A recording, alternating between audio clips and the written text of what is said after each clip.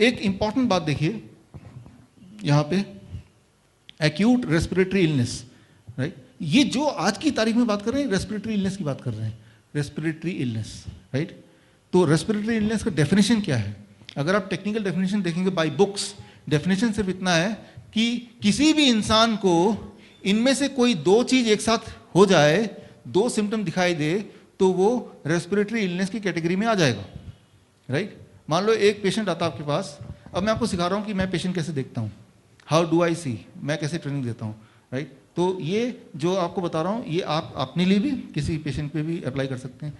एक पेशेंट चल के आया है मेरे पास, तो उसने बोला, मैंने देखा कि इन दोनों में से, इन सब में साथ में से बॉडी भी एक भी है, कफ भी है, हेडेक भी है, सोर थ्रोट है क्या, कफ या बॉडी टेम्परेचर है क्या, तो इनमें से कोई भी दो चीज़ अगर हो, फॉर एग्जांपल टेम्परेचर भी है और बॉडी पेन भी है, तो इसका मतलब क्या है, इस रूल क्या कहता है, तो हम उसको एक्यूट रेस्पिरेटरी इलनेस यानी कि फ्लू की कैटेगरी में रख देंगे, जो कि आजकल जिसकी बात कर रहे हैं हम, राइट। नोवल कोरोना वायरस भी एक फ्लू है। अब सबसे इंपॉर्टेंट बात बताने जा रहा हूं, इस बात को आप नोटिस कीजिए, this is the most important thing.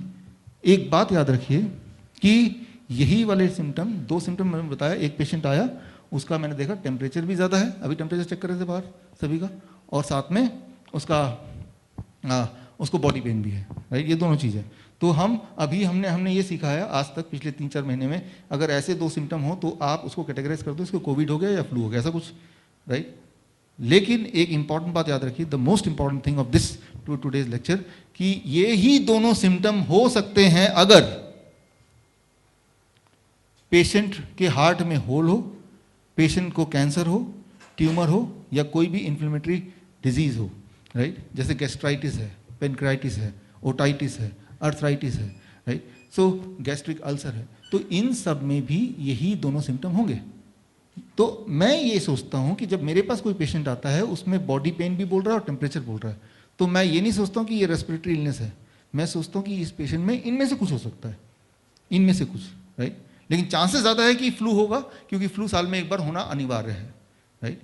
लेकिन इसका मतलब ये नहीं कि फ्लू के अलावा कुछ और हो सकता है। हमारे पास पेशेंट आते हैं जिनके हार्ट में होल है, राइट। हार्ट में होल है, जेनेटिक कंडीशन होती है, और उस जेनेटिक कंडीशन का कई बार पूरे जीवन भर पता नहीं चलता। मैं एक छोटा सा एग्जांपल दे रहा हूँ कि जस्ट आपको समझाने के लिए, कि हार्ट में चैम्बर होते हैं, और चैम्बर में एक जगह गंदा खून, एक जगह अच्छा खून ऐसे दौड़ता है, लेकिन दोनों चैम्बर के बीच में जो वॉल है उसमें अगर छेद हो जाए तो दोनों खून मिक्स हो जाता है, गंदा और अच्छा वाला, और मिक्स होने के बाद दोनों मिक्स हो जाएगा तो लंग्स में जोर पड़ेगा और उससे, राइट, निमोनिया हो जाएगा, निमोनिया से टेम्परेचर बढ़ जाएगा, बॉडी एक भी होगा।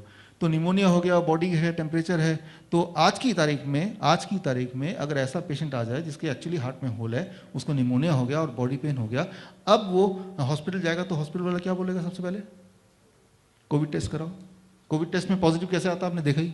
अब जब पॉजिटिव आया तो उसका इलाज हार्ट के होल का होगा या कोरोना का होगा? बस गए काम से यहाँ तो, है ना। तो लोग बोलते हैं मरते कैसे हैं पेशेंट? तो कोविड से या कोरोना से मरते हैं या ट्रीटमेंट से मरते हैं? अगर ये सवाल आपके दिमाग में है